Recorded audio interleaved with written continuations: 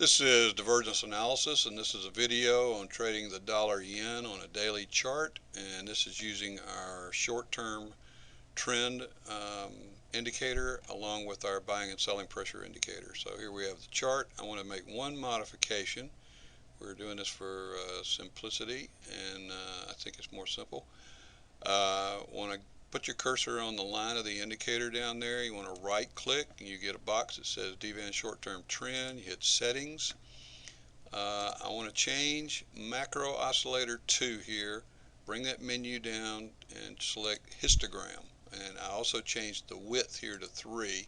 It was 1, you just change it to 3, and then you hit update. Okay, and now what you see is this. I'm going to use the trackball track line to tell you how we do this. Okay, the red histogram represents the short-term flow. You can think of swing trading, you can think of just plain out trading. This works on every time period, and let's go through a couple examples here. This is basically most of the year in 2013 after the big push from 2012. This is when it started getting a little more ragged. So you see the short-term flow peaking out here. Look always where prices are, and you see it going. It pulls back, does not go negative, comes back up right here. Alright, and then starts going down again. I want to point out the algorithm, the green algorithm. This is like the warning. This is like the leader.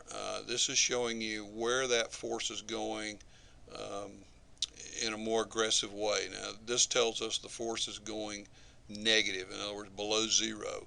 So right here, and here's the most important point, is where the flow actually goes to below zero, and you see more deceleration in prices right here. So this is more pressure on the market. When the algorithm comes back to the flow here and the flow stops going down and starts going back up, look at where prices are, and the bars are turning green, which means buying pressure is coming in.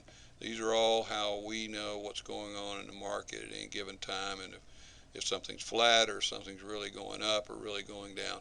Alright, the algorithm is leading the way positive right here. Okay, stays positive, comes back right here. So this cycle right here shows you from right here to right there. And the bar goes red right there, showing you sellers coming in, and then we start declining. I want to go back and I want to bring in the buy-sell cycles. This is our smart lines. These are the buying pressure and selling pressure. Buying pressure, of course, is depicted by green bars, selling pressure by red bars. The smart lines, the stop line is the red line, the trend location is the blue line, and the pivot is the dashed gray line. The pivot is where the trend changes direction. Pretty simple. The trend always leads the way. This is a sell cycle, and this is a buy cycle. You look at your indicator down here where it starts going back up, it leads you right into that buy cycle, and it comes out and even strings out here, shows you when this buy cycle is over and when this sell cycle, by going negative down here, begins.